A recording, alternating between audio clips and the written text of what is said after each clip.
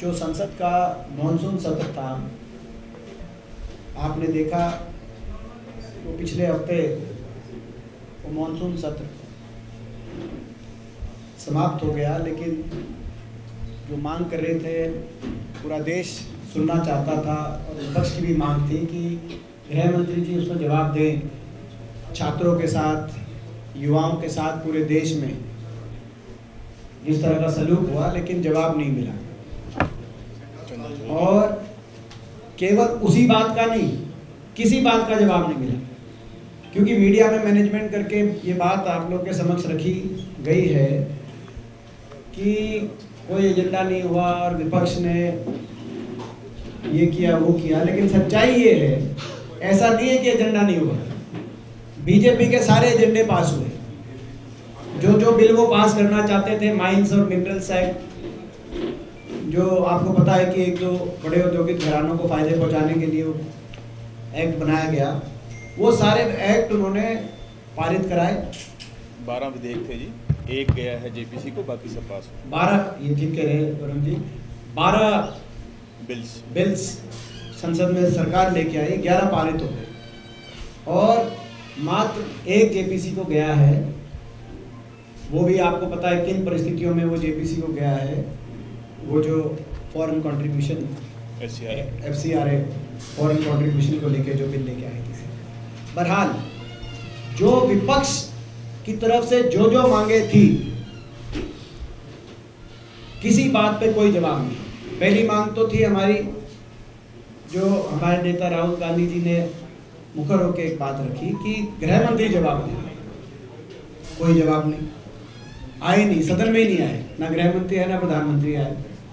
आखिरी दिन आए क्षणिक रूप से लोकसभा, क्षणिक रूप से, जब लोकसभा समापन सेशन का, सत्र का समापन होने की तरफ बढ़ गई। हमने मांग रखी कि राम मंदिर में इतनी चंदा चोरी हो गई, जो सरकार राम मंदिर का क्रेडिट लेने के लिए, जिन्होंने सब कुछ सारी सीमाओं को लांघने का काम किया था, वो कम से कम राम मंदिर में इतनी बड़ी चंदा चोरी हो गई और राम मंदिर ट्रस्ट में सारे बीजेपी RSS से जुड़े हुए लोग बैठे हैं, उसके बारे में जवाब दे। कोई जवाब नहीं। बात रखी कि E20 जो एथनॉल वाला जो क्राइसिस चल रहा है, आज भी एक सलाहकार का बयान आया है कि E10 होना चाहिए, पुराने व्हीकल सारे खराब हो गए, मिडिल क्लास के सारी गाड़ियां, सारे व्हीकल इस सरकार ने बलि चढ़ा दिया कुछ बड़े औद्योगिक घरानों को फायदे पहुंचाने के लिए। तो उस पर जवाब दे, वो भी एक हमारी मांग थी। कोई जवाब नहीं। ट्रेड डील, इंडो-US ट्रेड डील के बाद जो देश के किसान और देश के ग्राहक पे इतना बड़ा इसका दुष्प्रभाव पड़ने की बात है, और पंजाब हरियाणा से किसान दोबारा से आंदोलन के लिए तो चलने के लिए तैयार हो गए थे। उसका हमने पूछा, उस पर जवाब दे। ये विपक्ष के मुद्दे थे। मैंने जैसे कहा भाई 11 जो सरकार ने तो अपने बिल पारित करा दिए, और 12वां एजेंडा नहीं था, चंदा चोरी वाला, जैसे कह रहे हैं करमवीर जी।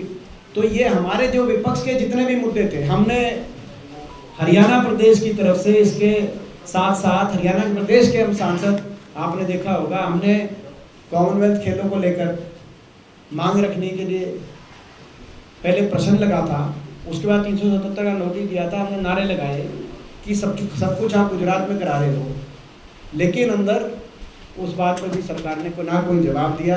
देश की संसद, पूरा मॉनसून सत्र सरकार की वजह से, ये पूरे मॉनसून सत्र में विपक्ष का एक भी मुद्दा नहीं है। आप लोग को जानना इसलिए जरूरी है कि केवल सत्ता पक्ष अगर देश की संसद में चलेगा और विपक्ष का कोई विषय नहीं आएगा, तो उसमें देश के लोकतंत्र को कितना बड़ा नुकसान है। और आप लोग लोकतंत्र के प्रहरी हो।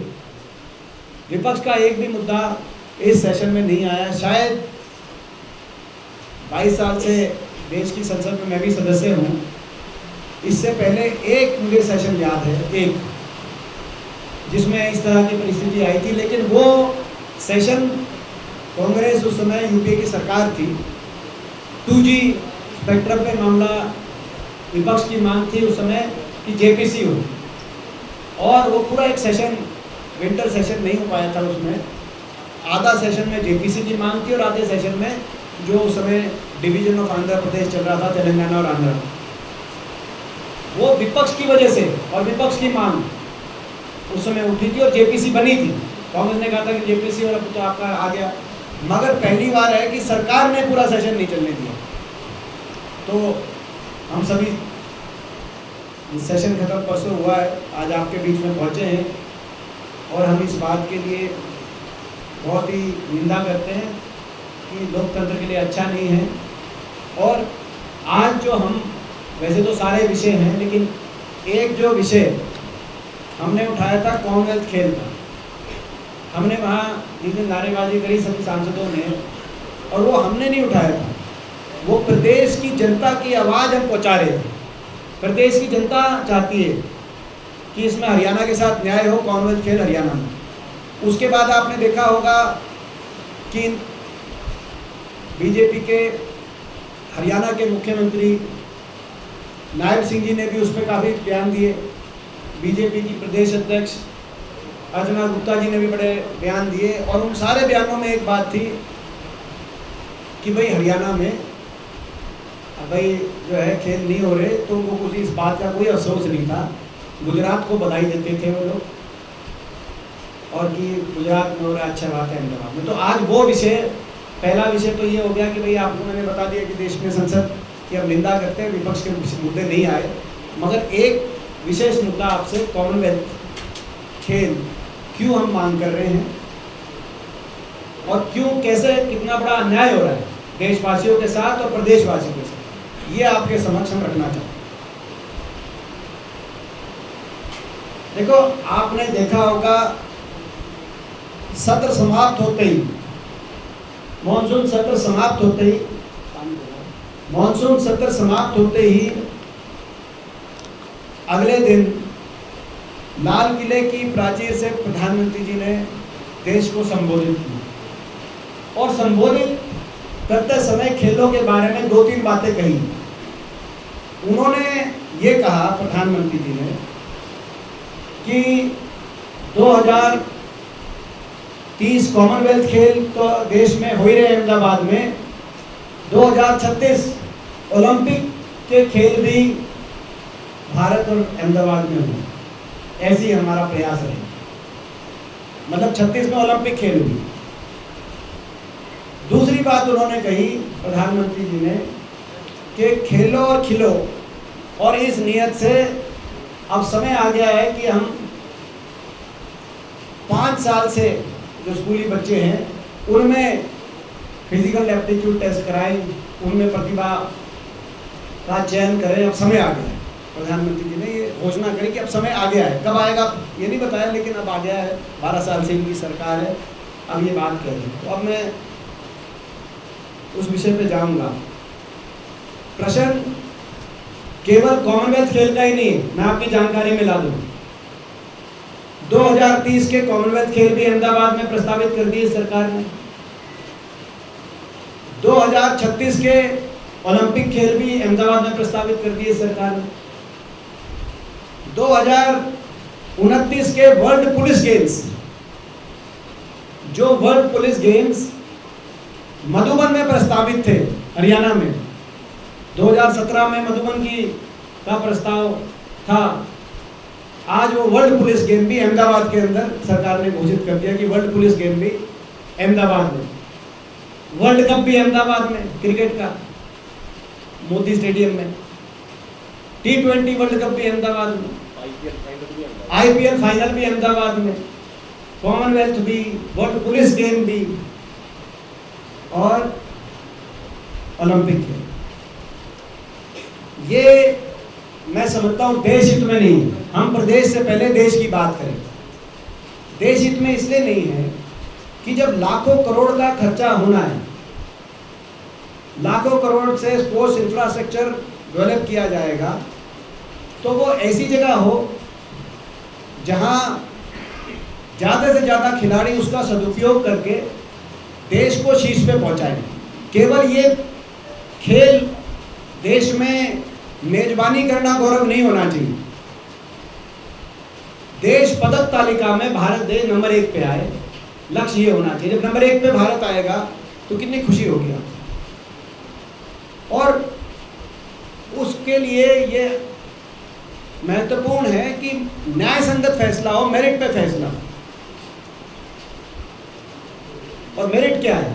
मेरिट ये है कि पिछले 15 वर्ष में जितने भी कॉमनवेल्थ, एशियाई और ओलंपिक खेल हुए हैं उसमें 50% मेडल हरियाणा के खिलाड़ी लेके आए, ये मेरिट। तो हरियाणा खिलाड़ी अगर देश के 50% मेडल लेके आ रहे हैं, एक किसी प्रदेश ने पूरे देश के इतिहास में किसी फील्ड में इतना बड़ा स्थान नहीं प्राप्त किया है कि जितना हरियाणा खिलाड़ी देश के लिए कर रहे।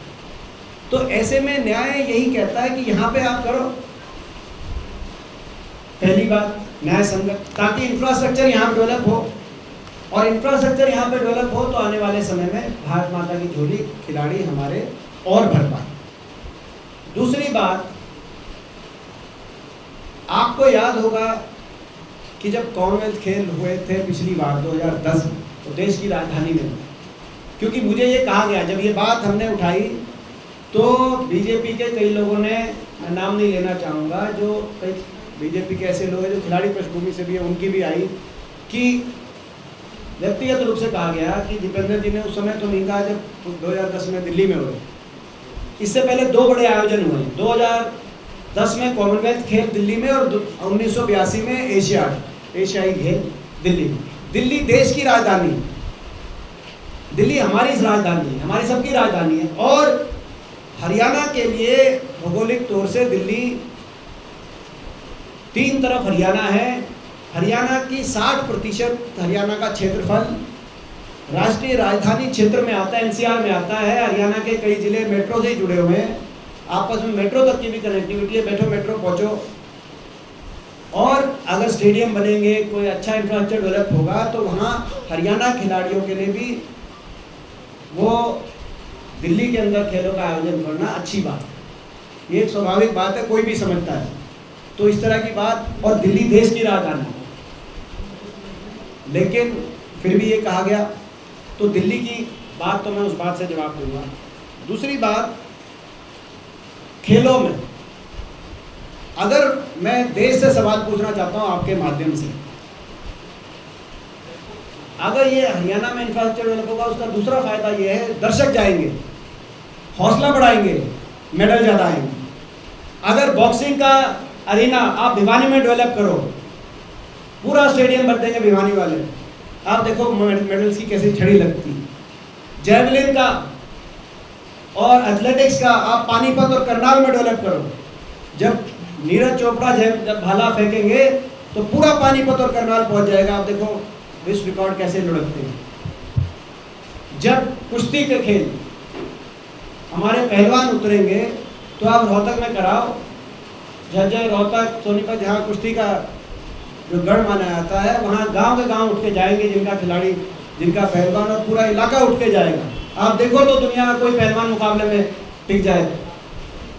जब शूटिंग की बात आए तो आप अंबाला में कराओ, यहाँ से शूटिंग के मेडल आ रहे हैं, आप करनाल में कराओ, आप देखो उसका क्या नतीजा आएगा। या आप पानीपत में कराओ, जहाँ से गगन नारंग शूटिंग के हमारे मेडल लेके आए। आप कबड्डी की बात आए तो जींद में कराओ, सोनीपत में कराओ कबड्डी, आप देखो कैसे पहुँचते हैं, पूरा हरियाणा के लोग कैसे पहुँचते हैं। आप बास्केटबॉल कराओ तो आप लाखन माजरा में कराओ, यहाँ हार्दिक राठी हमारे भाई की जान चली गई थी, आप कलोई में कराओ, यहाँ पे बनाओ आप बास्केटबॉल का। और आप देखो किस भावना से देश के खिलाड़ी खेलते हैं, प्रदेश के खिलाड़ी खेलते हैं।